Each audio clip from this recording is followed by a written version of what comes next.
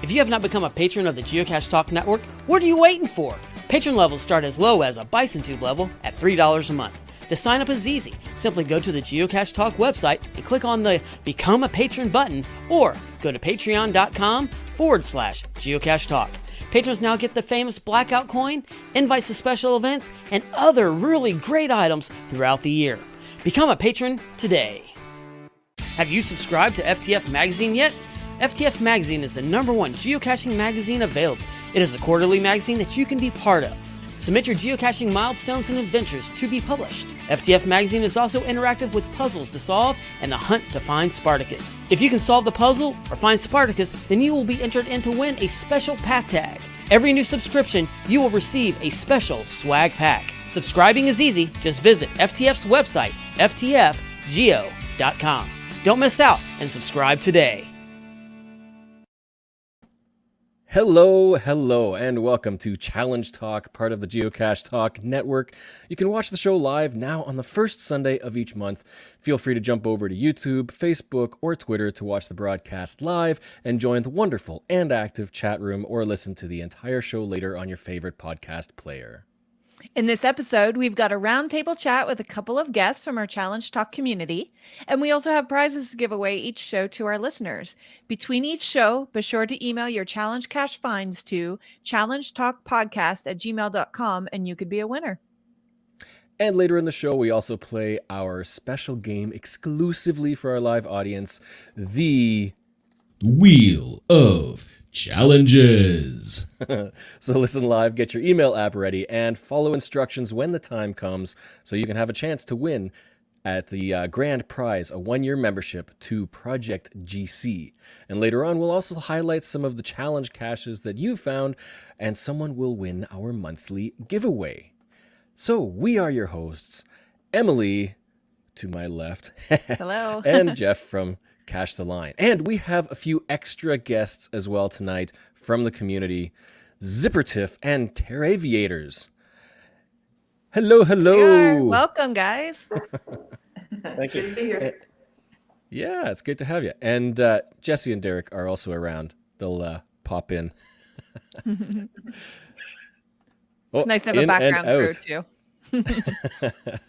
So anyway, how have your months been? Have you been doing any challenges, any accomplishments this month?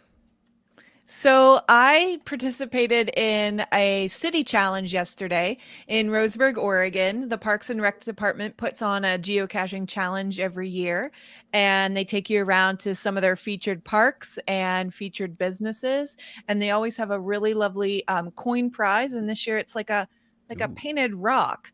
They had a lot of painted rocks in their challenge this year, so they made a painted rock coin.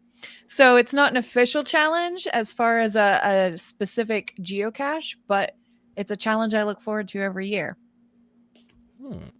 That's a neat little prize too. Is that a rounded rock, or is it? Yes, it's flat? like a rounded rock. Yeah. Oh, it's a paint they did job. a good job. Interesting. Yeah, cool. I'm still working on my challenges per date of the year grid. It's I've still got a few holes throughout, and it's an hour for me to drive just to the nearest challenge cache that I qualify and haven't found yet. Yeah. I have 16 more days left this year to finish, and done by the about the second week of March, I think. So lots of planning for those. A lot of midnight runs for pre and post midnight.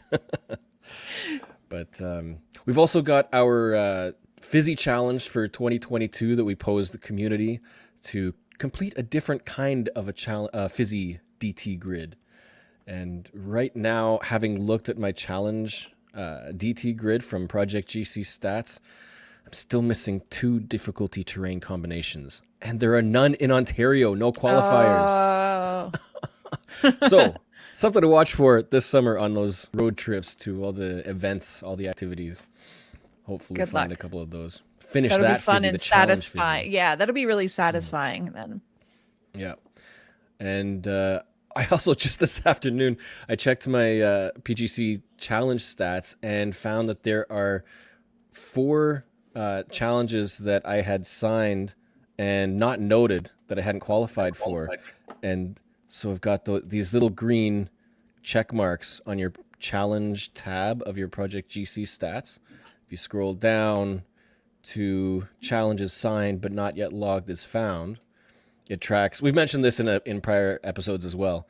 It lists all of the caches that you've added a note to but haven't yet found. So it kind of helps you keep track of challenge caches. And there's 4 here that I completely forgot about. So now I've got to check when did I qualify for these and log them as found. So that was a nice little bonus. Fun. But how about you guys down below? Have you got any other challenges this month? Anything you're working towards? No, not this month.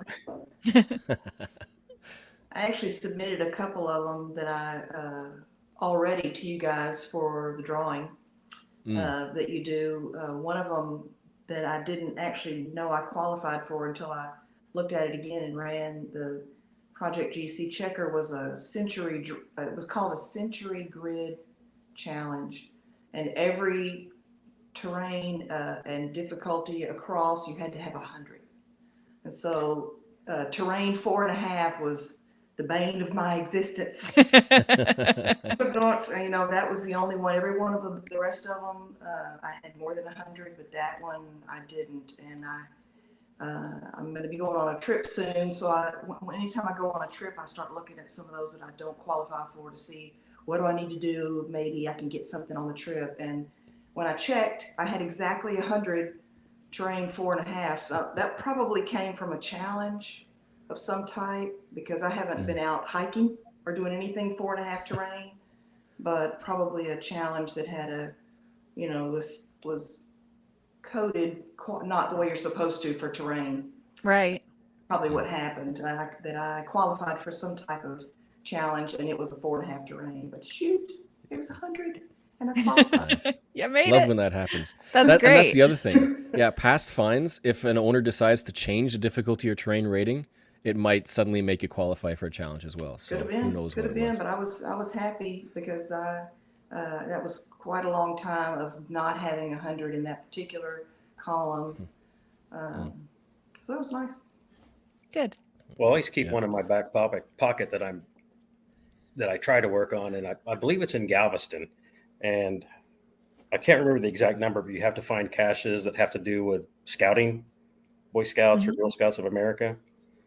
And those are a lot more elusive than you would think when you start looking for them. Yeah, yeah. So it's a challenge you're still working towards? Yes, I've been working on it for years. Wow. I believe you have to find 25. And so there is a checker for it, but the checker is it's a little iffy because it'll pull out caches that have nothing to do with Scouting of America, but maybe it has Scout in the title or something like that. Gotcha. So, yeah, you have to sift through it to find the gold. Yeah, those text-based challenges. Fun, It's- but painful. Right. And it's funny how sometimes you think a challenge is a shoe-in. 25 doesn't sound like a lot, but then you get surprised at the rarity of the content. Yeah, I was just showing the DT grid for anybody who's curious about that. There is that 9x9 grid of every DT combination, but there's also you can have challenges based on the totals of each row and each column.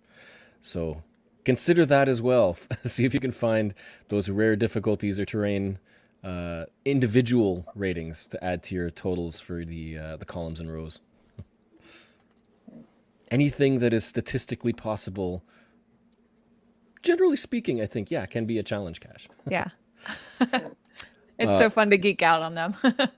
I get together with some geocaching friends this weekend, and I don't know what, we were in a crowded restaurant. If anyone was listening to us, I just wonder what they thought we were talking about. And Jesse also has some little updates for us too. Hey, Jesse. Hey, yeah, I have several specific challenges, but I'm doing a possible relocation later this year to a new area, which means, of course, a whole new set of caches and challenges, everything else. I would say this is going to be by far, I hadn't even looked up the stats yet, but I'll call it now. This is going to be my best year for challenges yet. Both of the ones I've already got on my list to do this year to finish off for this year, new ones in the area. And then because I'm going to be in a new area, I already have a whole list of challenges I'm going to put out in that area, so that aren't currently where that is, which I'm not saying yet, but we'll get there. We'll get there later. But I've gotten excited again. I've been on Project GC every day for the last couple weeks, which is not totally abnormal, but it's more than normal anyway. Because of a whole new area I get to play in. There's so many challenges in there already, but there's a lot of, course, you can always add more challenges to an area. Right. You can never have too many challenges in an area, Oh, as long as they're unique, right? So, and then I just went through some old ones that when I very first got into the game, I wasn't real good about logging online challenges, because before I started playing with Project GC. So I've been going back to a bunch, and there's 2 or 3 challenges that it seems so stupid simple, and I haven't completed them. Like large container size, and I hadn't even played with that because you don't look, unless you look for them, you don't find them. So I'm going to knock out a bunch of low hanging fruit, and then really go after the challenges this year. Awesome. That's good.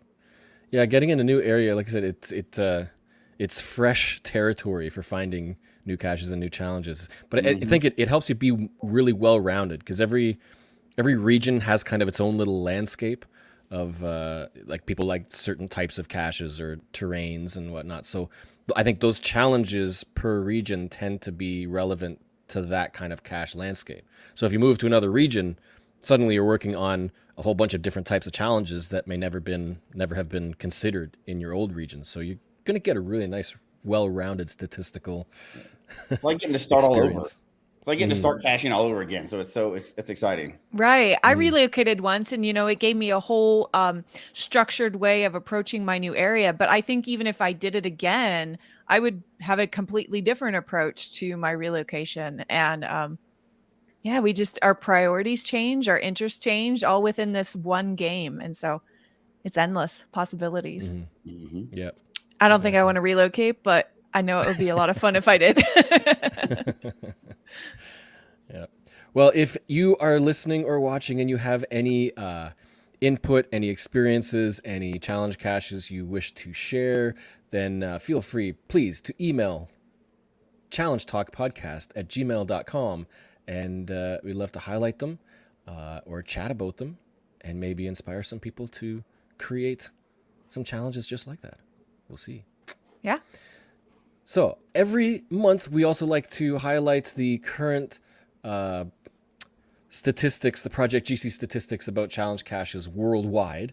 They have a nice, handy little box that gives a little rundown of their back end of all the challenge cache stats.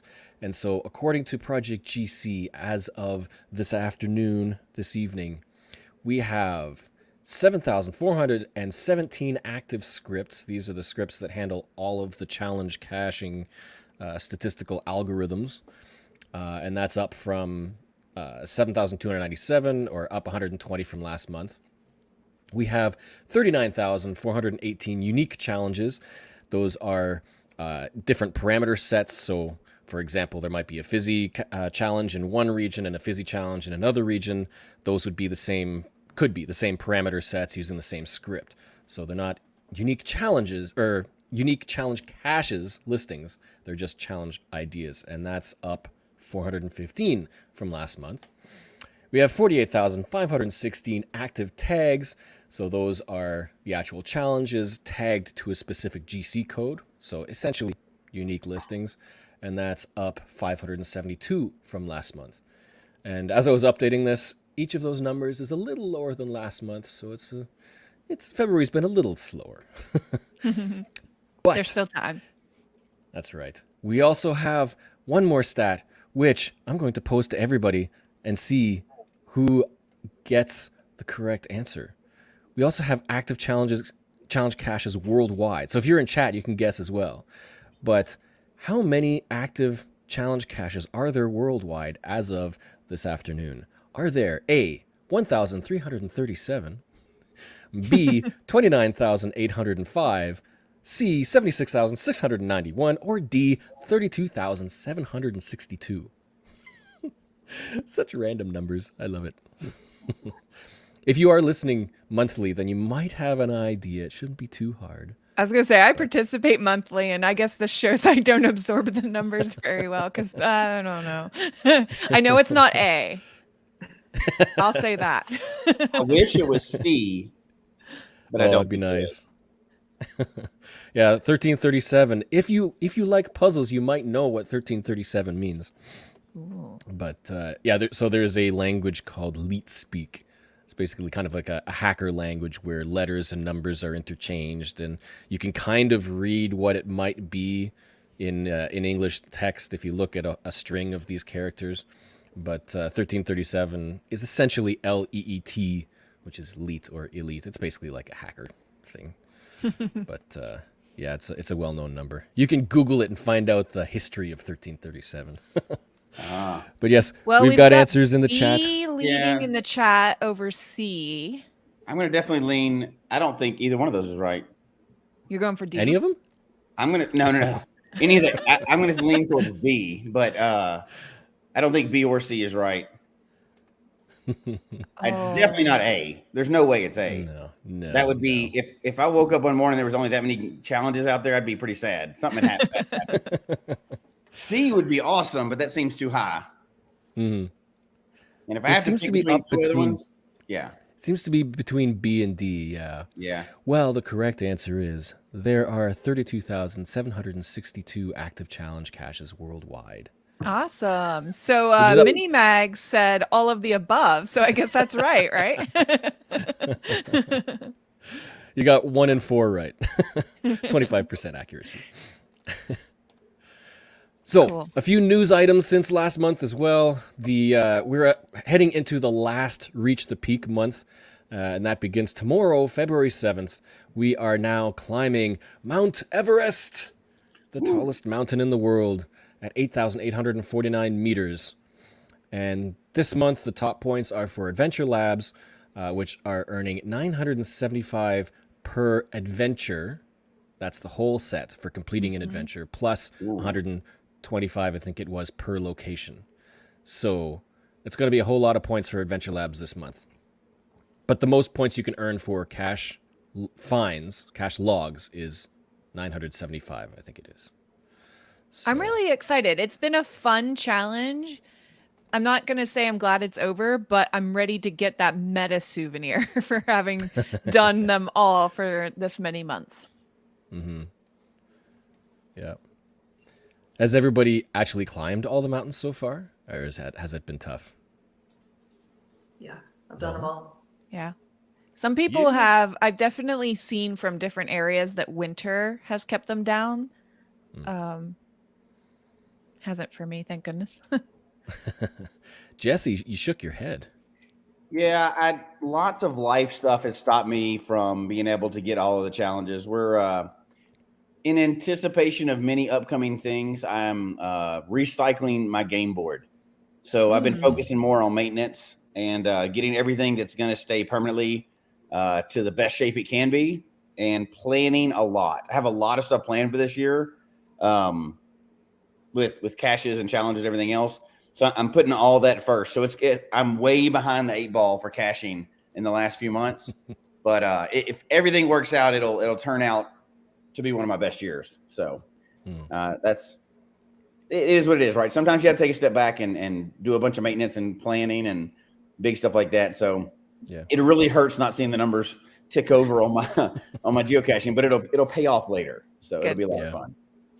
Yeah, and the time-limited souvenirs, you can't really go back to earn them later either, so it's extra painful. No, but I'm enjoying watching it a lot. I enjoy watching the souvenirs, and I'm a big fan of all the promotions they do like that. They're getting way, way better over the years. I agree. Yeah, for sure. Tom says, don't forget your oxygen and be sure to tip your Sherpa well.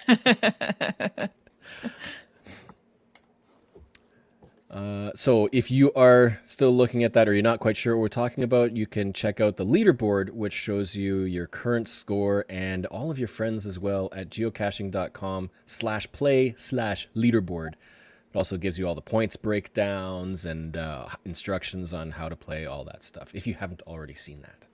Yeah.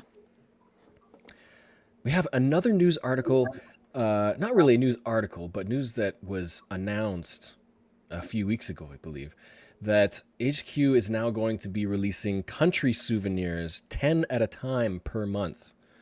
I think the last batch that came out, I believe, they showed that they're now just producing them on a larger scale, but just the country flags for now, and then they'll update them to the custom artwork that we're used to. Yeah, people are going to be really happy about that. Every time souvenirs come out, I feel like the comments are full of, but what about this country? When are you going to do it? And I've heard them say before that they really want to focus on really good art for the country to really represent that country. So I think this is a good solution. Everyone can get the souvenirs for where they've traveled to, and then the art can come with the quality that HQ wants it to be. Yeah. I wonder how many countries still don't have a souvenir if they're doing 10 per month. 10 per month. That's a good question. How many months will this be? Yeah. I've been waiting on that North Korea souvenir, and they're dragging their feet on it. Yeah. There was one other update to a comment that we had on a prior show. I think it was a couple of months ago. We were talking about how to complete your fizzy grid. Yeah, it was December. And I was unable to figure out how to get your fizzy grid of, say, a specific cache type or certain properties. And we did get feedback that reminded us how to use the Project GC map matrix tool. So if you visit project-gc.com/maps/map matrix, there is an option to add DT type/size. And this one allows you to choose a cache type and a size. So if you want to, say, look for your Earth cache fizzy grid, then you would add that, hit Earth cache. You have to choose a cache location, so it'll show you all of the matching geocaches within that particular location. But when you filter it, it gives you your matching DT grid. So you've got your Earth cache DT grid, and it also gives you all of the qualifiers to help fill the next loop within the location that you've chosen. So let's say I wanted to do a large size fizzy grid of geocaches that are available, let's say within Ontario, because that's where I am. Hit filter, and it now updates. So that would be my current fizzy grid of large caches, and then you get the different color codings for where there's holes and where there are qualifiers to fill those gaps. And then you can check out the map and see where they all are. So that is the solution to that. If you want to find the qualifiers to complete a specific fizzy, you can make use of that for our challenge for this year to complete a special fizzy. Good. So had to get that in there. And we have really big news for our major event that's coming up in a few months. Let's see.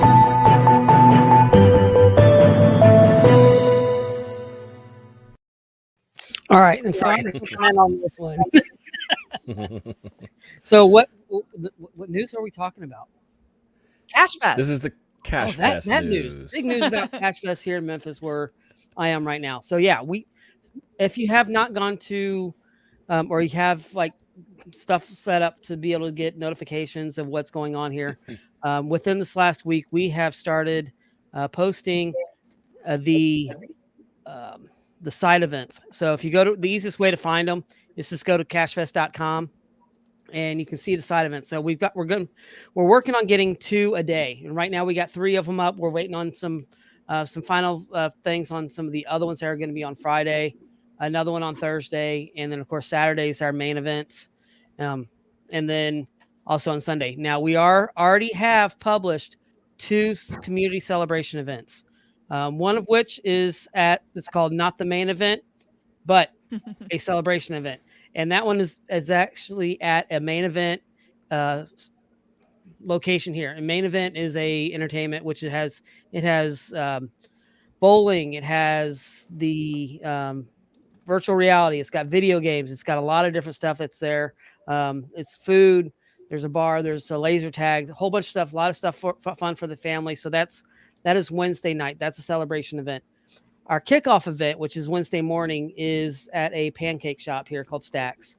And so you can come in there, eat and hang out, and then go out. And so, but the one I think this is a really fun one, which is Thursday morning, we have the Escape and Celebrate community event, the Celebration community event. Now, this one is at Memphis Escape Rooms. And if any of you follow myself or Gary on Facebook or anything like that, you saw that we were at an escape room 2 weeks ago, last weekend. I don't remember which one. Everything's running together. My frozen outside and my brain froze too with it.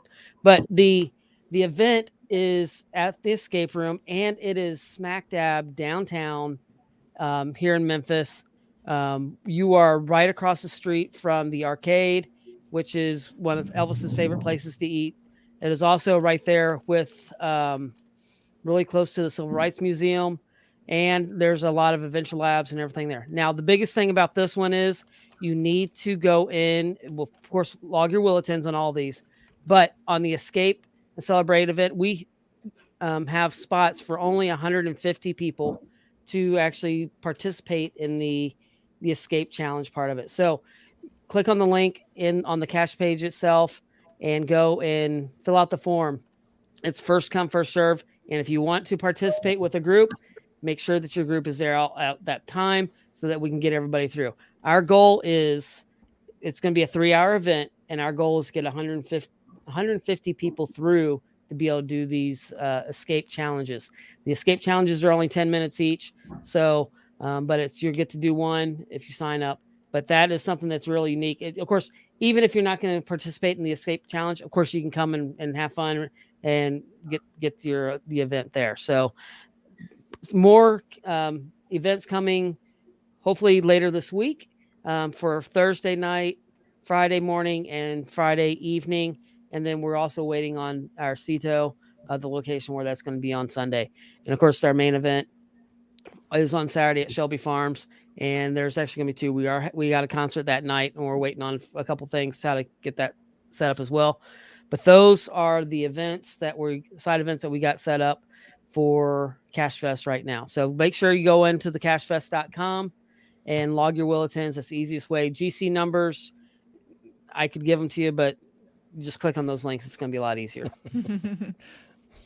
Yeah, so go to cachefest.com, and when you scroll down, I saw the purple boxes. Those are your links to the GC, the events, the official events. Right. Those are the official events on there. So, Yep. All right. I'm going to let y'all have it. Thanks, Derek. Yep. I'm excited for Memphis. It's gonna be one heck of a week. Yeah. Yeah. Absolutely. Jeff, do you get to come down? It's a matter of border crossing. If we can make it over the border, then definitely in. You're there. All right. And we all know it's a big mess right now with everything that's going on. So, we'll find out how things work out by All right. July. We'll cross our fingers for you. Yeah. So let's move into our topic for tonight. We're just doing a community roundtable, chatting with Terraviators. I think I got that right this time. And Zipper Tiff. Welcome to the table. And we have our chatters as well, so everybody can participate. Right. How is your challenge caching look in your area, and what are your challenge goals?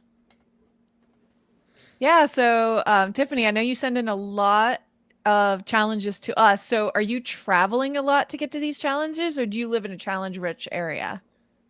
No, I live east of the Houston area, but anytime I'm traveling, I am signing challenge logs.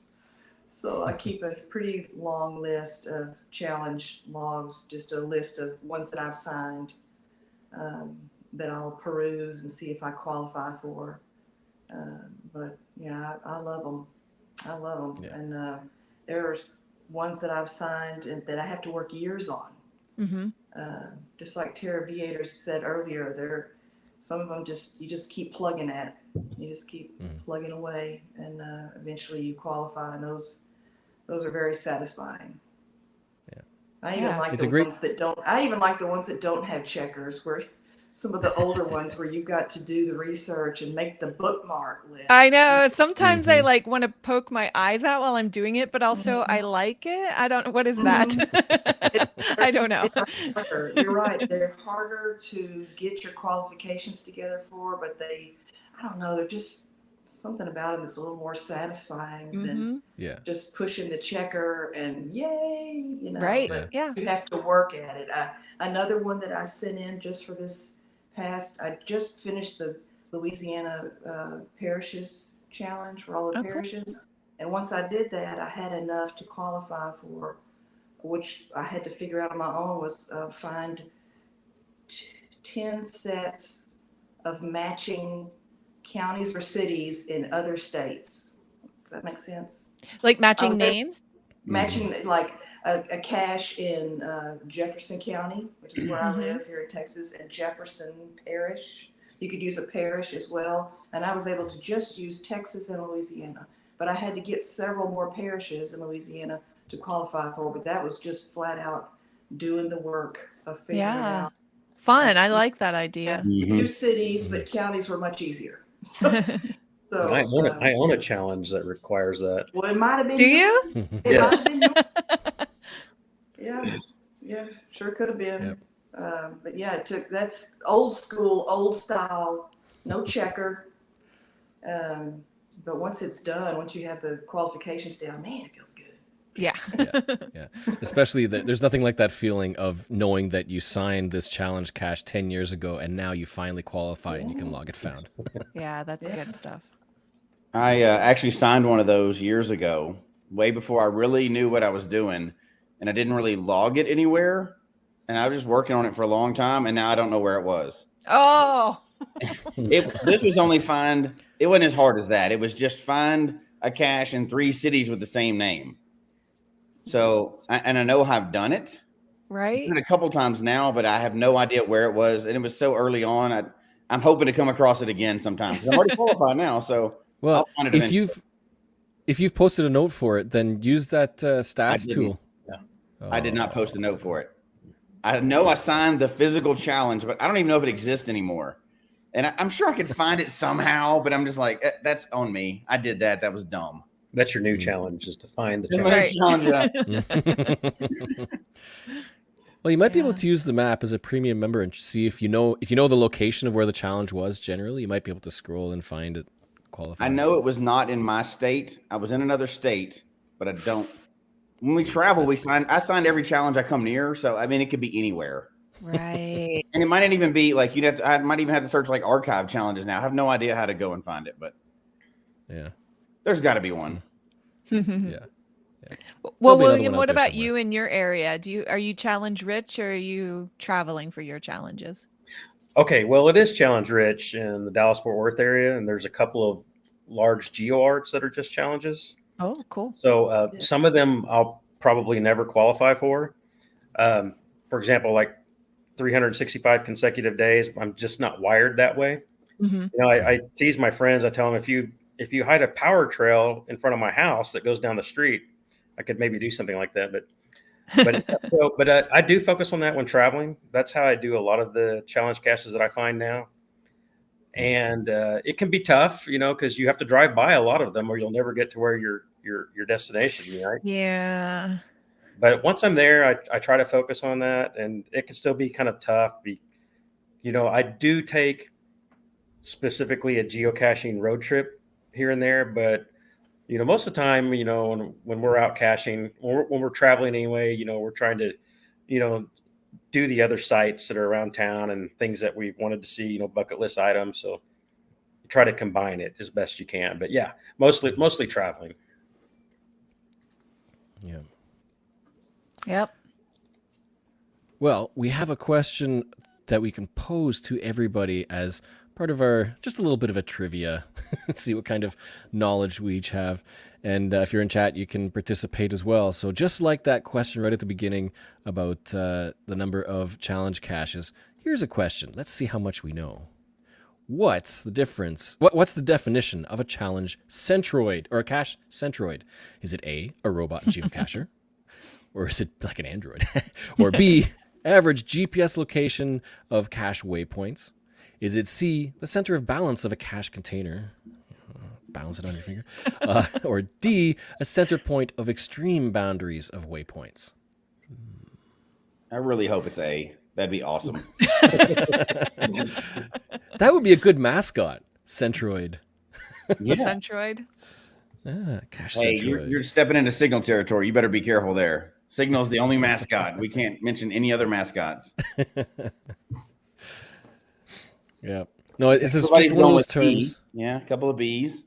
I'm guessing B. And we have yet another mini mag says All of the above. Is that going to be your answer tonight? It works when it works. Yeah, this is another one of those terms that you can find in your statistics, and a lot of people probably don't know what it's about, because there is a challenge that I had to remember on a road trip to a cache centroid challenge, and I could only qualify by finding a cache. You qualify for the challenge by finding the cache that's currently closest to your centroid. So you kind of have to make a road trip quickly, because depending on how many finds you have, that could move around very fast. So on that road trip, you've got to okay, there's my centroid. I can't find any caches along the way because then it'll move. Or you could just find a whole bunch in the area. But as soon as you qualify, find that cache closest to that GPS location, then you can qualify for the challenge. And you may resume. Interesting. So D. Yeah, that's what I would guess.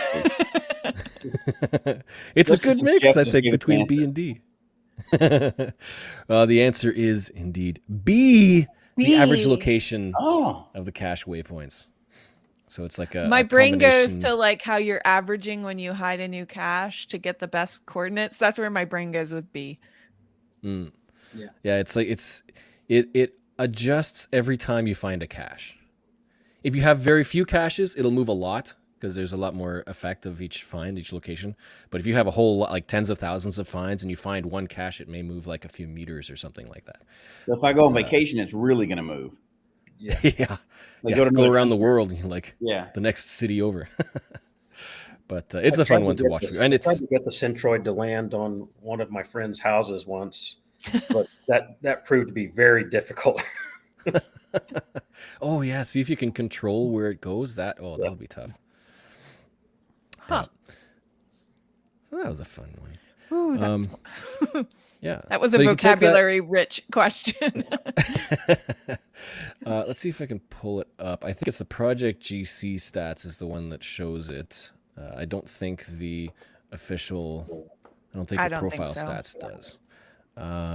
So scrolling down, you can find it. Isn't there something similar to that, Jeff, on the geocaching.com one, the cache closest to your house, but it hides it? It Yeah, hides the actual location or whatever. yeah. So yeah, you can in that cache centroid section, it'll give you the coordinates, and then you can plot that on the map and then see what cache is closest to it. So that's where you'd find that. Can't Cool. make a challenge based on that anymore, I believe, but there are old ones that can be useful. Since you have yours pulled up, how far is your cache centroid from your home? Doesn't it say it on there? It does. It does. And I think that's only visible if you are the user who's looking at the stats, because that could be technically a privacy concern. I think that's one of the reasons why your public profile doesn't show too much information. Yeah, I mean, that makes sense, right? Because ultimately, yeah, you've got a center point and a distance. If you make a circle, then you know that somebody's home location, whatever they decided to make as their home location, is on that circle. We're all so paranoid now. Just Google somebody, you can find out where they live. Here's another one. We have, I think this one was sent in, was added by Emily. You want to read that one? Yes. So as of tonight, which cacher has the most challenge cache finds in the world? Rock Chalk, who we just had on last month, TTO2, the GBs, one of our listeners who contributes a lot, or Captain Math. So See, one that's of a tough these one. people is number one as of about 2 hours ago. Challenge. So you have cache who has the coolest name. Actually, I won't say that because I know more than one person on there. So I'm not gonna do that. who lives by a lot of power trails of challenge caches? That could be a big difference too. True. But we know Rock Chalk, like I said, he's been everywhere I've been. I guarantee you his name is on every log I sign. I heard he does work for a company that has something to do with geocaching. Yeah, there's that.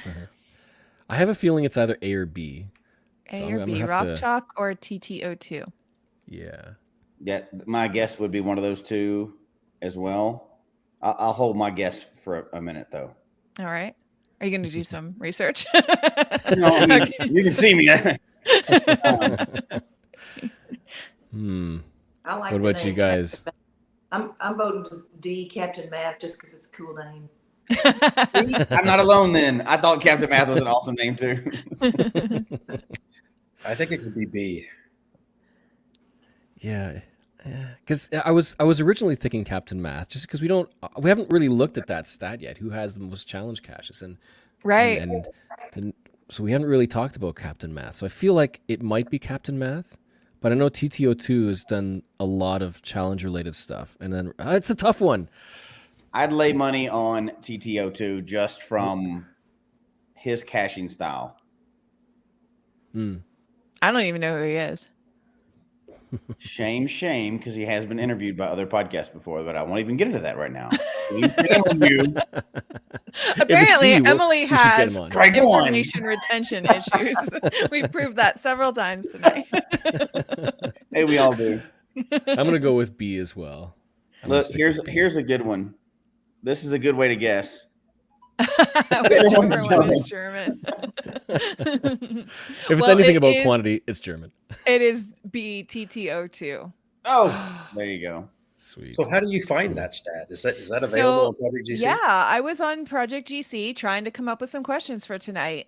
And under the statistics tab, you have find stats. So there's a ton of different stats you can look at Okay. for streaks, caches in a day, regions, all kinds of stuff. And never And- pull that up right before you have to be anywhere in the next 3 hours because you're going to be stuck. You're going to be counted there for hours after that. Yeah. So one of the ones I found, I was able to make it the whole world. And then another one I had to confine it to a region. So I think they differ a little bit in that way. But for this stat, I was able to search for the whole world. So which one would it be for top challenge cache finders? Top finders. found challenges. Top found challenges. Okay, so I am on that one because it asks for profile. Only people from. Okay, so I guess that it would be worldwide. Yeah, I didn't fill in any filter and just hit. Right. Profile name. If you add a profile name or yourself, then it'll highlight that user. That's what that's for. Oh, cool. So this is a worldwide search for all of the challenge cachers. Yeah, I did not. It'll make probably take a little bit of time. Yeah, this one took just a little. Oh, There we go. there you go. Yeah. TTO2, 6,330 challenge cache finds. That's insane. Yeah, if we said it long enough, it'd probably just go up some. He's out there caching right now. It's just gonna keep Right. going up. Yeah, and so you can see Rock Chalk is number 4, Captain Math is number 10, and GB's is, what is it, 15? 15, yeah. Yeah. Wow. So, okay. I was looking for some locals because we have so many challenges. We've got Carney Gruel is here, and Desafio is here as well. Flash Jr. Yeah, we've got a few Ontarians on this top list of top 30. Cool. So that's something to look at. Another statistic that's available. Man, Project GC has so much. Tiffany, Zipper Tiff, you got some questions. Do you have one for us? Let me get my old school paper out. Well, this is just general geocaching. It's not related to. Oh, that's fine. It's not related to challenges. So let's see. I wrote down in what U.S. state was the first event cache held? Ooh. A, Kansas, B, Ohio, C, Texas, D, California. I might be getting my memories mixed up. I'm thinking Texas. What U.S. state was the first event cache held? Texas. I know there was I'm going with stats Texas. about like the first mega and the first giga and all that as well. So I think it's Texas. Just You got to first go with event. Texas.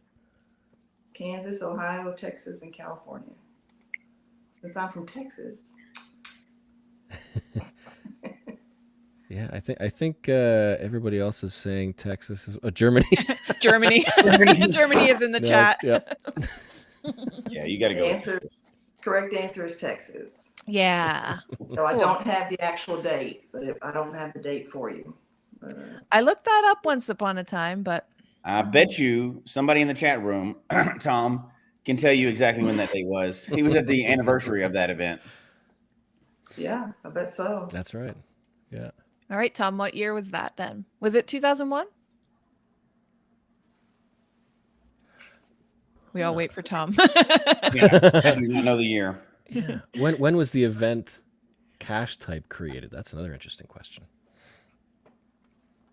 I feel like I know all this. It's in the garage. I can't go get it while we're live. I made a timeline once. And 2001 probably. That's a little bit before. Yeah, it was many yeah, years Tom ago. says 2001, just outside of Austin. Yeah. Man, so much has changed. Yeah. Okay, let's see. Let's go with, yeah, okay. How about this question? I think this one is from Terraviators. As of tonight, what is the highest DT loop filled? Is it A, 452, B, 304, C, 298, or D, 379? Those could all be possible. Oh, That's yeah. not fair. Yeah, those are close. I feel like I've heard somewhere who this person was that was leading that. Like somebody had mentioned it at one point, but of course that could have changed since then too. But that's an insane amount of loops. All of those are insane. Well, that was my question, so I can't guess. Oh, okay, that was Emily's. I'll swing for the fences and say A because I have no clue. Boy, that seems high. A seems high. Yeah. 304, they're all high. That's all insane. I know people that have cached for a year and haven't even got that many single caches. Wow, 452. Lowest number, C. Tiffany's going with C. When unsure in multiple choice, it's almost always safer, I think, to go with the middle ground. I'm going all the above. All of the above. Well, if it's the highest, then they're all. Yeah. I hear the looper enthusiasts often say that I think it's maybe the 2 difficulty 4.5 terrain is the one that they have the hardest time finding. And I'm trying to think if there's 452 of those out there, shouldn't be that hard to find. Yeah. Oh, wow. But if that's worldwide, that would mean that they Millions would have of had to caches, yeah. travel worldwide to get them all. I'm thinking 304. Yeah. All right, you ready? It is D, 379. Oh. And Project GC gets really accurate. So it's actually like 379.98. So basically he's almost to 380. And our in the chat, Merlin1392 got it right. That is also TTO2. That makes sense. Nice. How do you get a decimal for a fizzy loop, though? It's about how many you have Yeah. towards the next 81. Oh, okay. Full So the 81. decimal. Yeah. Yeah, decimal is just more like a. Okay. Oh, right. I see what you mean. Yeah. An So incomplete you have loop. completed 379, but And it's he's kind of like a almost at percentage 380. of. Yeah. Yeah, like a Yeah. percentage of the rest of the 81 for the next one. Yeah. Okay, that makes sense. Yeah. And I'm at 2. And that was What are your probably- fizzy loops at right probably now, organically. everybody? Do you know what your fizzy loops are at? I do. I'm only at 2. Yeah. I'm thinking fewer than 10, probably for me. I have 10. Awesome. That's still good. That's a nice round number to have a challenge for. Yeah. Yeah. Yeah. I've just crossed 40 Don't want and 11.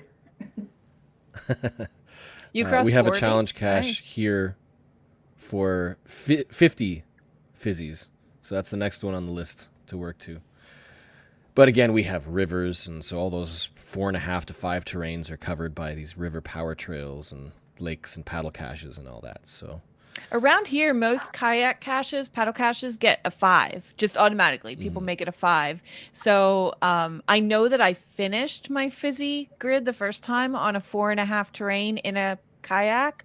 So I don't know what made that local, and it was local. It was one of our groups. So I don't know what made him pick 4.5, but it helped me out.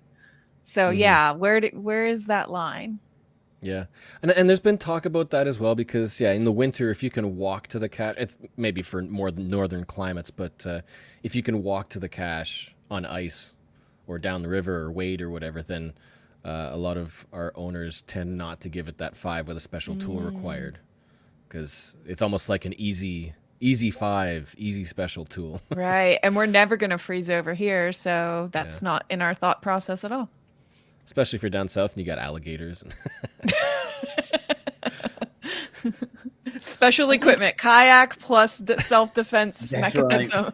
First aid kit, gun, yeah. I think it was a 4.5 that I needed, like a 4.5 that I needed to complete another fizzy loop. And it was, like you said, that's a hard combination to get. And it was on the water, but it was right at the edge. And they said you can get to it by land, kind of bushwhack through. And I went that route. And it was actually up around Seattle where I was able to get that. Oh, wow. one. Nice.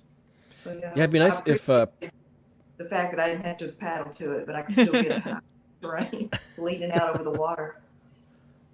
that'd be good.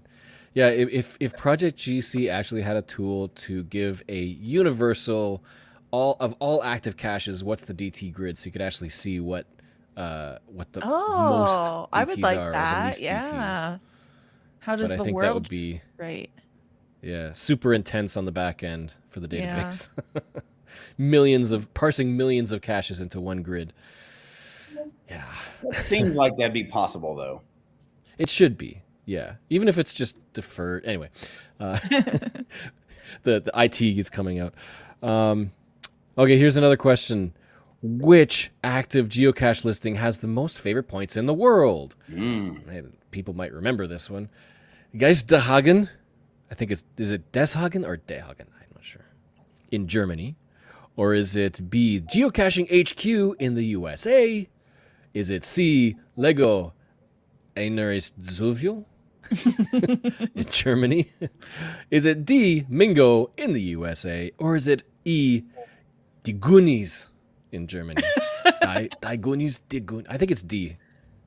Die Goonies in Germany. It's the Goonies. The Goonies, right? I'm going with A. Yep. Geisthagen. I'm guessing A as well. Yeah, it's got to be one in Germany. Yeah, I feel like I remember that. The Lego got archived. Right. I don't remember the word Goonies in relation to it. What became number 2? So that's why I'm going with A. C. Oh, there's a bunch saying C, the Lego. Isn't the Lego one archived? The question does say which There's active active, geocache. Uh-huh. Yeah, I was chatting on Clubhouse in the German geocaching group, and they were talking about some of these geocaches as well. And we talked about favorite points and how everything is so much higher in Germany just because their community is so much more active. And there's so many people finding so many caches and dropping so many favorite points that pretty much anything quantity-wise is going to be through the roof in Germany compared to anywhere else. And so if you're looking for quality caches, the other option to kind of even it out is that percentage ratio of favorite points to finds. Because then, at least then, you bring up some of the less active areas that could still have high quality based on favorite points, even though they're not found as much. Well, if you look at this stack, and assuming the answer is not Mingo, which I don't believe it is, and you have a couple of Germany ones in there, and how many caches in Germany have more favorite points than literally the oldest active cache in the world?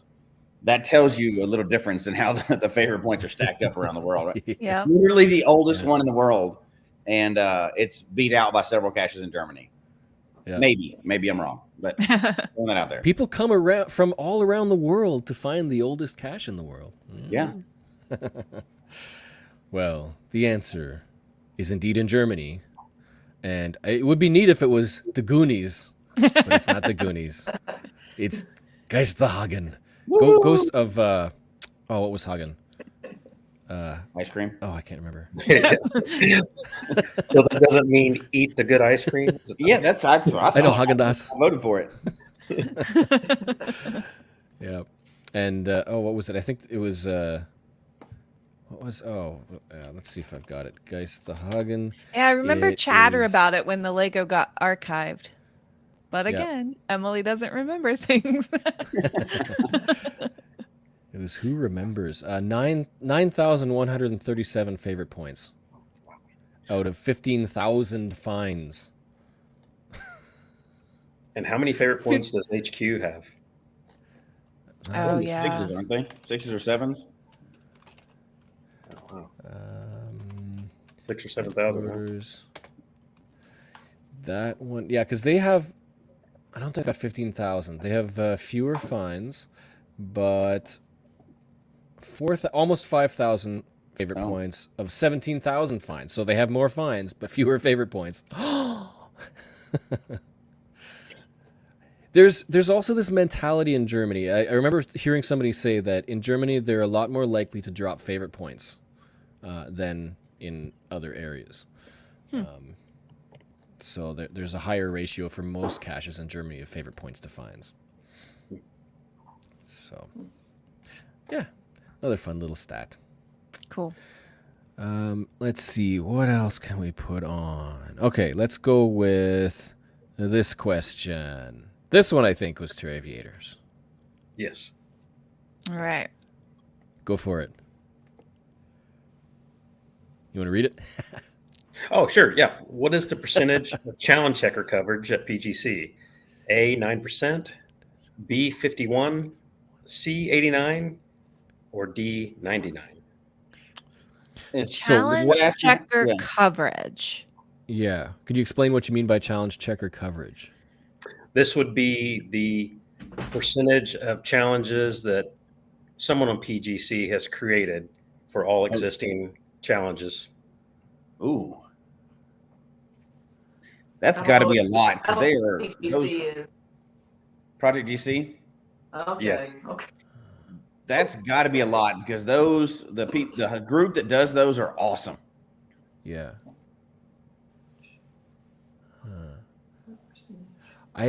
C. I don't think it's D, because there's tons of challenge caches without checkers. I'm thinking I C. think. Yep. I think B is too low. Yeah, because if it was more like 70, 89, that might have been tough, but I think I'm going to go with C as well. It's like a lot of people in the chat room are going with C. Oh, we got a couple B's though. Well, Yeah. is it Because, possible they could almost be at 100%? well, there's pre-moratorium challenges, right? And I think they're classified as challenge caches now on PGC. Yeah. But there are people that do create checkers for those pre-moratoriums, and they're not added to the description. There's a lot of those like cat names and weird old challenges that are out there too, and FTFs and DNFs and all those weird challenges that people hadn't gotten rid of yet. So Oh, yeah. Yeah. I miss those. But all it 99% takes- seems high. Yeah, all it takes is one person to be like, there needs to be a challenge checker for this, to go to the forum and ask for it, and then they'll create one for it. So, I don't know. I'm thinking C as well, 89%, but that's me. Yeah. Well, BBBCC. this number does increase. It seems to increase every time I look at it, but currently right now it is C. It's actually 88.74%. Wow. What? It's growing. That's cool. That Yeah. does mean that so many people are getting them built where they can for Yeah, the old yeah. ones. I'm almost Find those 9 outliers. in. Find those challenge caches with no checkers. But every Shake- new challenge shake that 'em. comes out raises that number too because the percentage Right. goes up. So Right. That too, yeah. And if people are archiving the old challenges that don't fit the guidelines. Yeah, don't do that. Keep those around forever. Never archive the old challenges. Get rid of some virtuals. We don't care about those. Don't archive the old challenges. Okay, let's get through a couple more. Let's go with another one. What, as of tonight, which area in North America has the most favorite points in total? Interesting. Okay, so is it California? Is it Ontario? B, is it Quebec? C, or Washington? D. Most favorite points. So that's over all caches in those regions. What's the In total those favorite regions. points? Mm-hmm. And that's Washington. That's my question. That's Washington State. Washington State. Mm-hmm. Yeah. Just on number of caches alone. I'm going California. Population, I'm almost leaning toward California. Yeah, me too. And this is one of those stats that I had to choose a filter, and so I was able to make it as big as North America, but I couldn't make it the world. Yeah. Yeah, 'cause I think there's Still Still Germany. Germany. Still Germany. Forget All North the above. America. It's Germany. Germany even wins in North Yeah. America. That's terrible. somewhere And around it- 30,000 geocaches just in San Diego County. Oh wow. Yeah. Oh yeah. Yeah, because I think it also depends on whether it's whether the region has a whole lot of people who create very cool caches, like containers, gadget caches and stuff that people love, or whether it's like a lot of nature and amazing locations and beauty that people just drop favorites for the experience. And you got to know And, Washington State's pretty stacked. There's a few, things there. Right. Yeah. But California's huge. So's Quebec. And I don't agree, Ontario. but nobody has mentioned Quebec or Ontario yet. So I don't think they're in the running for this one. See, Ontario has loads of caches, but I think there's a lot of people that do a lot of finds that don't add favorite points. Stingy. So I'm going to go with California. Yeah, I mean, it's lots of travel destinations in California also. Yeah. That's what It's I think. California. This A B C D is in the order. It's there. That's the 1, 2, 3, 4 order. Oh, look at that. Oh, really? Yes. Very interesting. Intriguing. Yeah. Ontario's doing well. So California probably is its size that's helping Yeah. there. Yeah. Yeah. And yeah, we don't really hear much about Quebec at all. But they do have a lot of caches there. Huh. I don't know. Neat. Okay, here's another this is a good one, I think. I think this is Emily, I think maybe? No. Nope. That'd be I Will. sent this one in, Jeff. Yeah. Oh, D, for sure, D. What's the All right, most we gotta common read challenge it for cache? our audio Yeah. listeners. Yeah. Oops. No. Go for Okay. it. Read it away. Sure. Most common challenge cache. A, the Jasmer. B, 10 webcams. C, the Fizzy. Or D, the number of home runs hit by Babe Ruth on any given Tuesday. I'm really leaning towards D on this one. I mean, Yeah. all the way. I just wish there was a challenge like that. Yeah, see, because the webcam thing was that's kind of it's getting harder and harder because they're getting archived, and they're fairly rare, but it's very specific. But Fizzy is extremely common. I'm gonna say Fizzy because I try to find Jasmer ones and I don't encounter them. And while I think there's probably a Often. Fizzy and a Jasmer in every state, I know a lot more people that are qualified for Fizzies than Jasmers. And you can do Fizzy a lot more than you can do Jasmer. So that seems to think, there's some more challenges for that. Yeah. Mm-hmm. Yeah, that's my Fizzy's guess, more Fizzy. accessible. Yeah, because it's just DTs that could be placed anywhere, whereas Jasmers they kind of slowly disappear as they're archived as Extremely well. limited. Yeah, but because they're harder, there could be more challenges to do the Jasmer. There's And this many is different any ways, so many Fizzy, different right? Loops for Fizzy. So many different options Yeah. for Fizzy. Mhm, Yeah. Right. 1, 2, right. 3, 4, 5 loops. Type Uh, loops. Yeah. Right. I think Yeah. that would be my guess. See. So this Chat one might seems to be favoring the C as well, yeah. favoring Fizzy.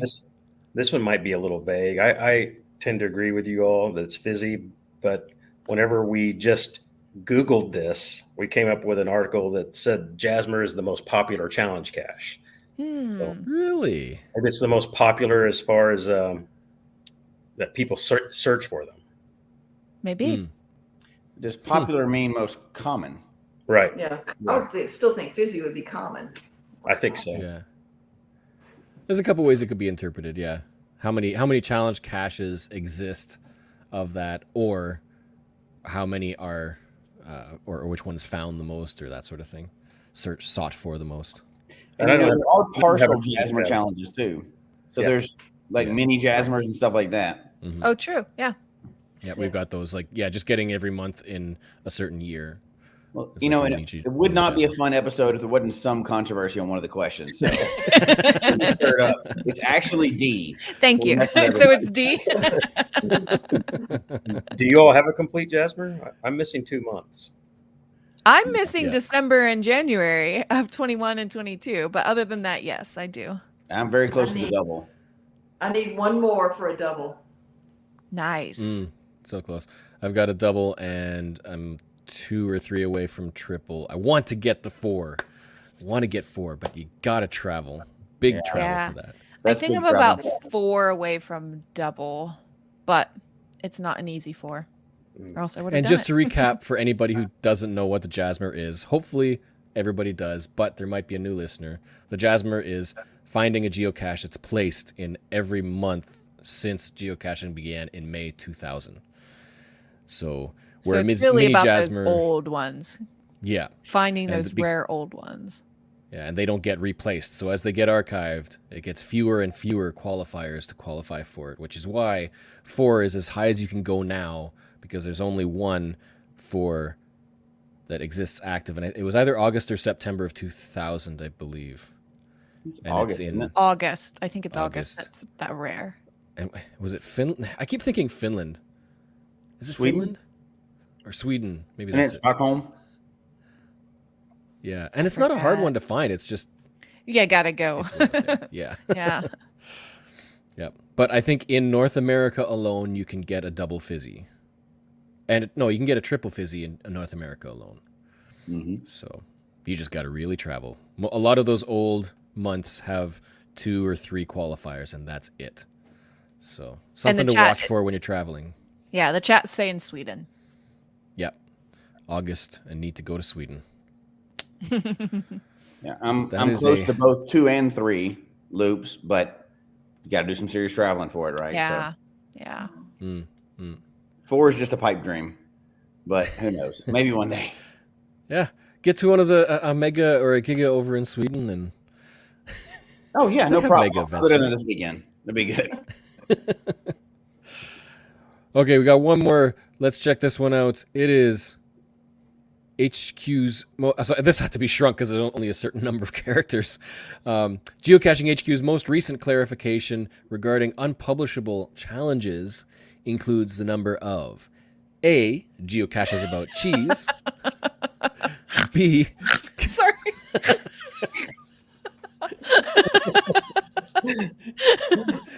Wow. I think we've all done that. That's okay. Yeah, but you know what? I bet Derek can capture that and put that in a loop. I'm just Oh, hoping.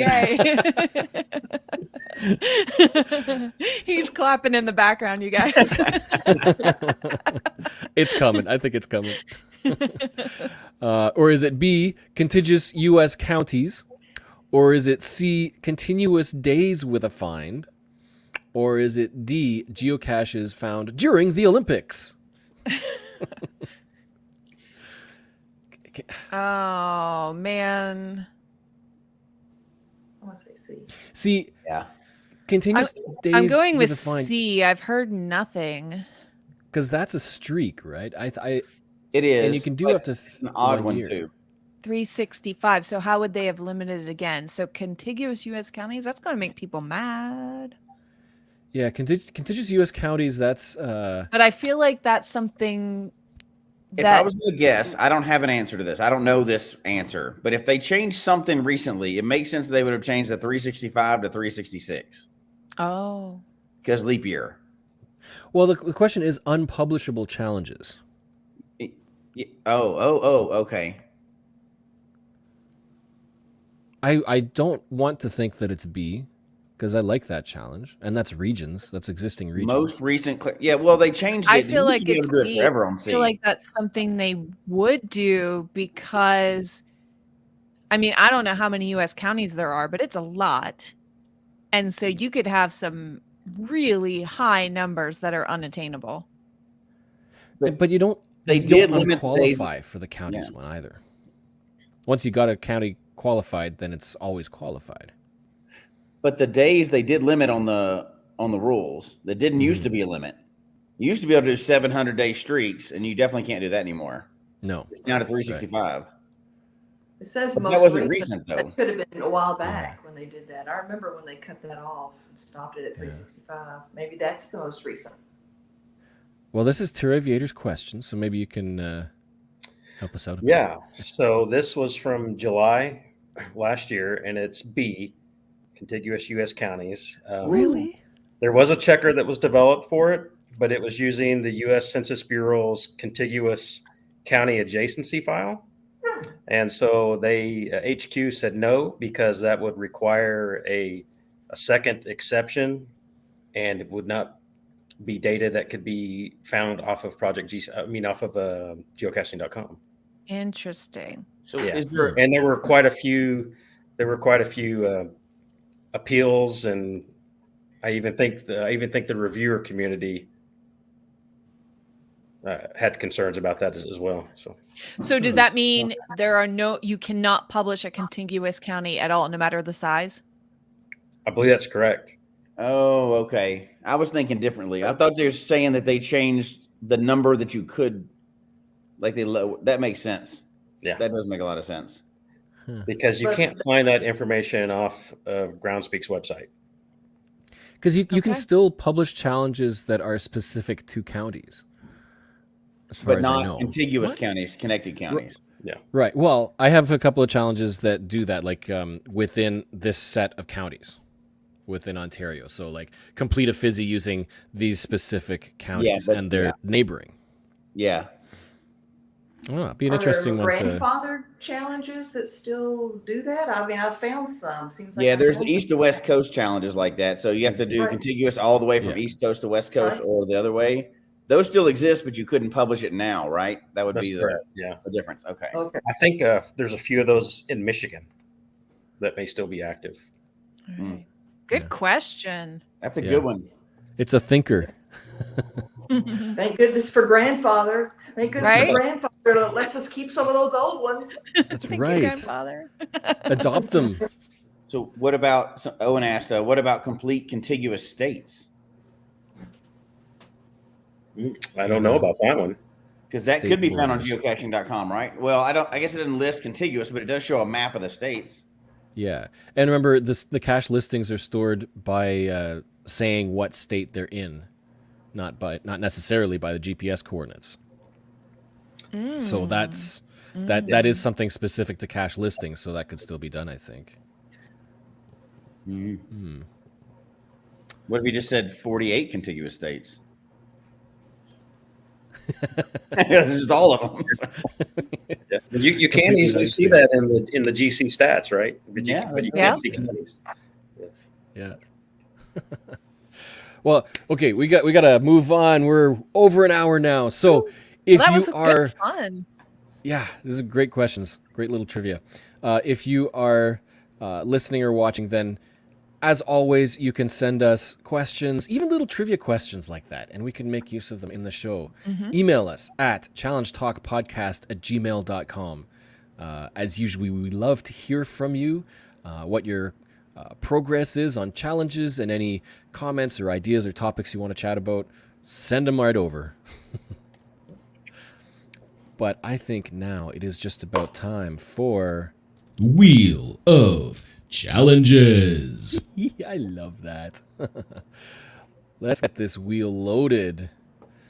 It takes a little bit of time to load. Okay.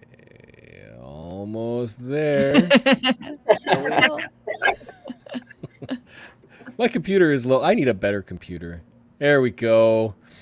Okay, so One live viewer each month will be selected to face off against the wheel and have a chance to win the grand prize, which is a 1-year membership to Project GC. To enter, make sure that you send an email to, or with a subject containing "Spin Me" to Okay, my mind start just over. wandered. To challengetalkpodcast@gmail.com. Make sure in that subject line you have "Spin Me" with your geocaching username in brackets, and include the answer to the following question. That question is: how many country souvenirs will Geocaching HQ be releasing each month this year? If you are the first person to answer correctly, then you'll get the wheel with your profile. And the answer, yes, is checked live. So if you don't want your profile visible, then... Right. We did talk about this. Yep. If you got a good memory. But we have good listeners. There's always listeners who are right on it with their answers. Mm-hmm, mm-hmm. And that bracket is important because we have had times when... well, I've had times when I misread a username and, wait, that user doesn't exist. Oh, no. But then they do because I mistyped it. So the bracket helps us to make sure that it's correct. Oh, we have a few entrants, quite a few coming in.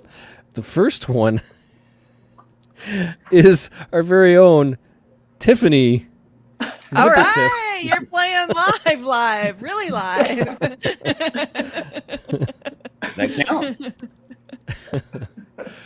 The correct answer is yes, indeed, 10. Shouldn't have been a hard one. But if we... Oh, I guess I gotta get a sound in there. I accidentally clicked the wheel. Okay, we have GC5CRR1. It is the bachelor's degree in geocaching, a 4-star difficulty out of 5. I wonder if anybody remembers what this one is. Probably would not be allowed nowadays, but it's a cool one. Yeah, I feel like this might have like a lot of different combo requirements, but I don't know, kind of like areas of study. I'll disable my extensions because that can add some weird stuff that if you're watching and you aren't sure, you might wonder what's going on. So this is posted by Full Boater Jaff in Ohio in the U.S. I have actually found it. Oh, I found several of his for the Giga event. Went and did some caching. I wonder if you found this one. 4 difficulty, 4 terrain. I don't think. Placed in 2014. University of Geocaching. Congratulations on your admission to the University of Geocaching. You're going to be earning your bachelor's degree in geocaching. The challenge here, looking through, in order to earn your bachelor's degree, you must earn at least 50 credits. When you have completed at least 50 credits, you may attend graduation, sign the log, and claim your find. So you need to look through the qualifications, the credit distribution, and basically complete as many of these options as you can. So this is one that would not be allowed now because it's like a whole list of but there is a variety checker of challenges. There is a checker. Somebody created a checker.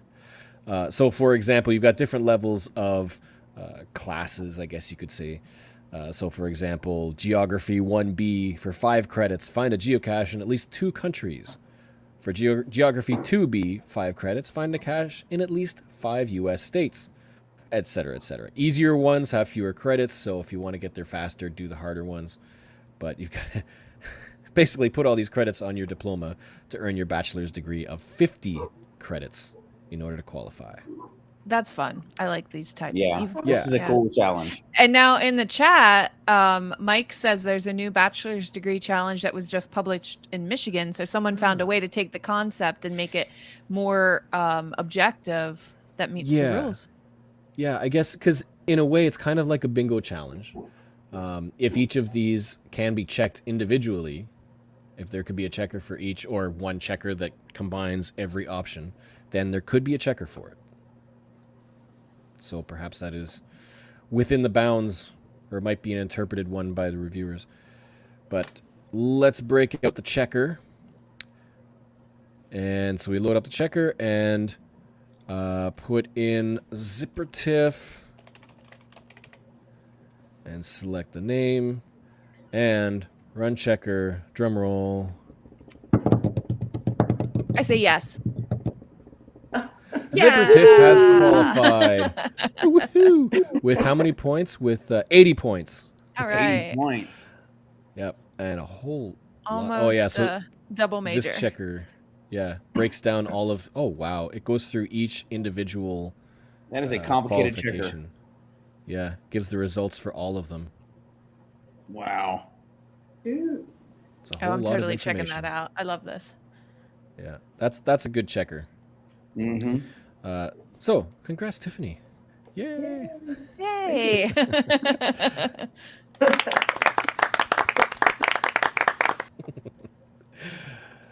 All right. So, we will make sure that you get that membership for another year. The nice thing about the memberships is that they stack. So if you've already won, you could potentially win again.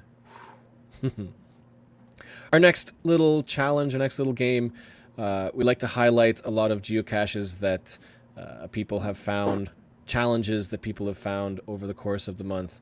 And one lucky person will be drawn at random to win the Geocoin, Challenge Talk Geocoin. And I did it again. I don't have one with me next to me. Yep. I'm out. But, It's we in are- the holder back there. Yeah, I've got it. Yeah, on the display with all of them. But anyway, if you email your challenges for the month, then we can highlight a few of them on the show. So remember, email challengetalkpodcast@gmail.com with the GC code and anything you'd like to share, like photos or a story. Then we might share that online. But let's check out some of these from this month. We have one from Bloody Cool. It is Look at that. GC8 GT5A, the 100 Contiguous Counties Travelers Challenge, which we just were talking about. Mm-hmm. This one is placed 2019 by Just Finding Our Way. And the challenge is to find one or more caches in each of at least 100 contiguous counties. So that's not shore to shore. That's just making a line, a snake of whatever the other word is for contiguous. Connected. Connected, yeah. Neighboring counties. And I think it's, in the U.S., it's probably, is it easier? I think your counties are a lot smaller. I know Ontario's counties, a lot of them are huge. Got to really travel to get them all. Yeah, it just depends. Like in Oregon, on the west, they're a lot smaller than the east. The east is a lot less populated, so I think you have these large areas, large county areas. Mm-hmm. I do like the shore to shore variants though, because that it shows how much you love to travel. To get from East Coast to West Coast. Yeah, Bloody Cool said he signed the log back in March of 2020, and it took until this month to qualify. He added around 40 counties since November by taking different routes to North Carolina and back for Thanksgiving and Christmas. And that's what we do as cachers. Anytime you go on a road trip, plan out what caches to get because you don't want to miss them. Take the next road over. If you're in Texas, could you get this without leaving the state since they have 254 counties? Oh, yeah. Yeah. You just draw a little line, a little squiggly line back and forth. Yeah.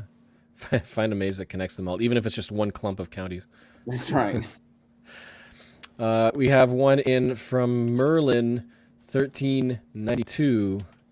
It is... Whoops. Oh, This one. GC 7PR5Q. No, wait. That's not the right one. It is 100 continuous days of caching. Yeah, Country Challenge, 100 days in a row. PR5Q. Yeah, that's right. Mm-hmm. Oh, yes. Okay, so the title isn't there. Yes. Century Challenge. Days in a row. 100 continuous days of caching. Yeah, so this one, it's a streak challenge. And I thought I'd highlight it because this is the challenge you need to complete for the center block of my challenge cache, which we'll mention at the end. Do 100 consecutive caching days in a row. So this is a very common streak. It's not too hard. It's a few months. I think most people could complete that if they've got enough caches around. But I think it's a good beginner 100 streak. days. 100 days is hard.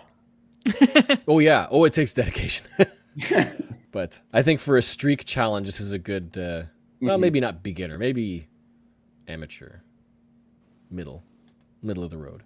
That's at least farm league. That's up there a little bit. This one has a solution checker as well. This is a nice little trick because if your cache is at posted coordinates and you have a solution checker, you can just easily update your coordinates so it shows as updated coordinates. This is what I do to mark challenges that I've qualified for. I guess it's just a quick way to mark things as completed. Yeah. Otherwise, you would edit the coordinates. Okay, so then next up we have GC3H20Z LPC Deja Vu Challenge. And that is That sounds Placed by familiar. Interrogators. Yeah. Yeah. This is great. And so it is one of the lamppost challenges. Placed 2012. It's a nice oldie. And in this one, we mentioned this earlier. Well, maybe you can explain it. It's your challenge. Yeah, you have to find geocaches in 10 sets of locations that have the same name. I think Zipper Tiff was talking about it earlier. Yeah, this was her submission. Yep. Yeah, so so she said like, Johnson County, Texas, and I think maybe used a parish in Louisiana, but it could be cities, counties. Yep. This one, I get some really interesting logs on this one, and you don't really realize how many Springfields there are and Jefferson counties, in the United States. And some people are really creative where they found caches in, a location that 7 different locations with the same name. Mm-hmm. Yeah. Now, we have Ontario as a province, and there's an Ontario, California. Does that qualify as well? So a city and a state? Yeah, that would count. That would count. Nice. Yep. So that can be a tough one though. I think if it's worldwide, it might be a little easier, but that's just it'll be a lot easier if you just find a whole bunch of counties and cities. When I first moved to Oregon, I felt like I was on a U.S. tour. Every town that I hit was from another state somewhere in this country that I was familiar with first. So yeah, so many doubles out there. So yeah, looking at Zipper Tiff's qualification here, there's a whole lot of common names between LA and Texas. Louisiana and Texas, not LA. Right. Well, Oh yeah, I mean, there's hundreds of them, but ones I've never even heard of before. But through this challenge, people have introduced me to towns that share a name, or in several different states that you wouldn't even, I've never even heard of before, let alone just one state. that's really fun as a cache owner, realizing that the logs get read by people too, and they can have a good time from what you write. It's always good to remember that when you're writing logs. It's not just for the cache owner, it's for other geocachers who find the same caches later. Yeah. Right. Next up, we have another one from ZipperTiff. It is GC77M0X, the Century Grid Challenge. And this one, so we mentioned this one earlier as well. On your DT grid, you've got to have at least 100 or more total caches for each row of difficulty and every column of terrain. So don't forget to look at those totals of the rows and columns and build them up. Look at that stinky 4.5 terrain. That was the problem. I think the subtle message for tonight is that we should all hide more 4.5s. Well, and that's the thing. Like we talk about this just as people when we're caching. It's like it's a lot easier to place and find a 5 if the only reason it's a 5 is having a tool. Like if it's a boat, you take a boat out, you can find a whole bunch of 5 terrains, and you're good. Or if it's in a tree that requires a ladder, bring a ladder and you're good. But a 4.5, if it doesn't require anything except the difficulty of the terrain, 4.5s are quite often much harder than a 5. So I think that's probably why the 4.5s of difficulty and terrain are the most rare. Mm-hmm. That's another good one to keep in mind. We've got quite a few challenges in Ontario that have high row and column counts. Keep updating it, and it seems like forever just to get them up. Man. You have to target those rare ratings, Ds and Ts. Yeah. And there's another one sent in by the Bruce Zero. It is GC8DTHP. I thought I would highlight this one because this, oh man. Challenge 1,000 fizzy grid squares.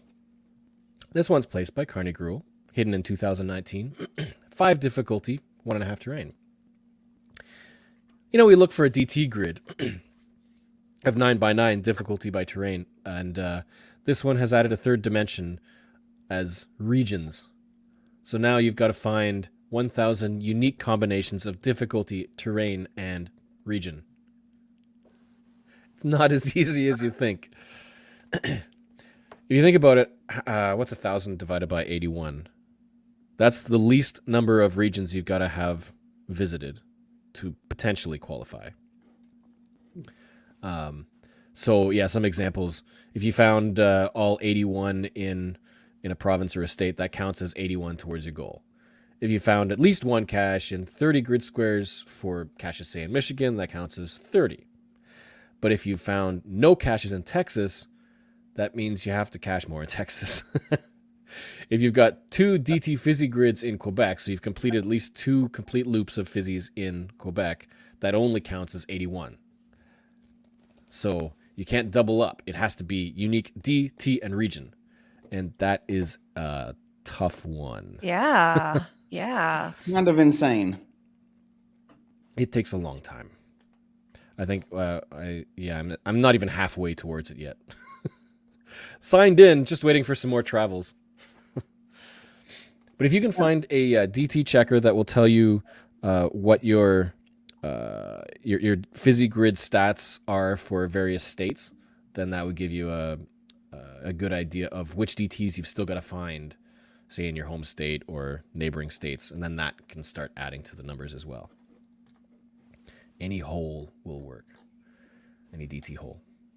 So cool. I thought that was a crazy, difficult way of... The other creative thing about this is it's combining multiple stats as well. Because everybody does DT grids. Everybody does fizzy grids. Mm-hmm. We've got challenges that are based on counties and states and provinces, but combine them together, and you start to get some creative thoughts.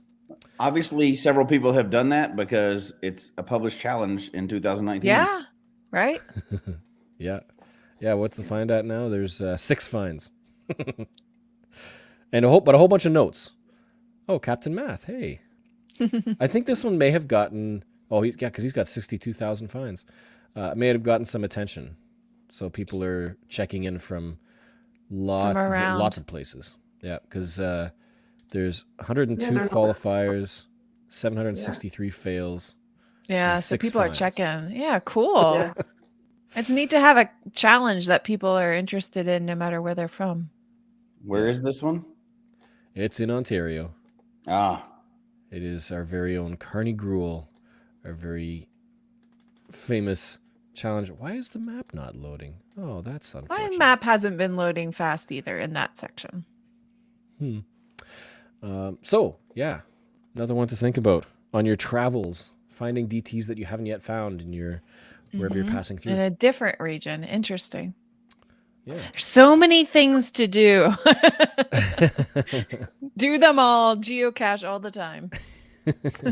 So we do have a monthly winner as well of everybody who has sent in challenges that you've completed this month. And that winner is Merlin1392. Congrats. Congratulations. Woo. We shall be in touch with what you have won so that you can get it. And there's one last challenge that I like to highlight every episode, every show, and that's the one that I don't know. I don't think it's the hardest, but it's certainly not easy in the slightest. And that is the Ironman Bingo Challenge GC 3D5 EB. And this is your classic bingo challenge of trying to complete a row or a column. Only thing is, each row and each column is comprised of consecutive day caching streaks. Anywhere from, say, 3 days of scuba caches in a row to 25 days of any cache that's difficulty 3 and under. And that one that I mentioned earlier, the 100 days consecutive geocaching. So any cache for 100 days as the center square, the most useful square. And we've had, when this was published, there were some people who managed to complete the entire grid in under 100 days with ridiculous planning, using spreadsheets and columns and lining things up, and then it was a pair. They went out and they had to find caches that neither of them had found or have backups that could help, and it was just insane. And they managed to do it, and that was huge. And this is such a cool graphic too. I love the bingo. Yeah, it's got the logo in the background. It's got the Ironman Fooner in the cache listing background. But the challenge that I'm extending is not just to qualify for this, but to complete the entire grid. Because if you do, we're keeping a leaderboard of people who complete various stuff. But if you complete a full card, I am going to reward you a Geocoin that will commemorate this qualification. And the Geocoin is in process of being designed now. So it is moving forward. It is going to happen this year. Cool. So We look forward to it. yeah, complete that challenge. Go for it. I still need to complete it as well. There's a few that I still need to get in order to actually finish a line. Yeah. There is one line that should be easy to complete if you just want to qualify the challenge, but if you want the whole grid, it's going to take some work and time. But has there been any update? Nothing just yet. No new logs since early December. So people are either signing in or working towards it. If you're working towards it, let me know. Let us know. Send us an email, and that at least will let me know that people are working on it. So, other than that, anybody have any closing thoughts? Any comments for the community? Any encouragements, inspirations, anything like that?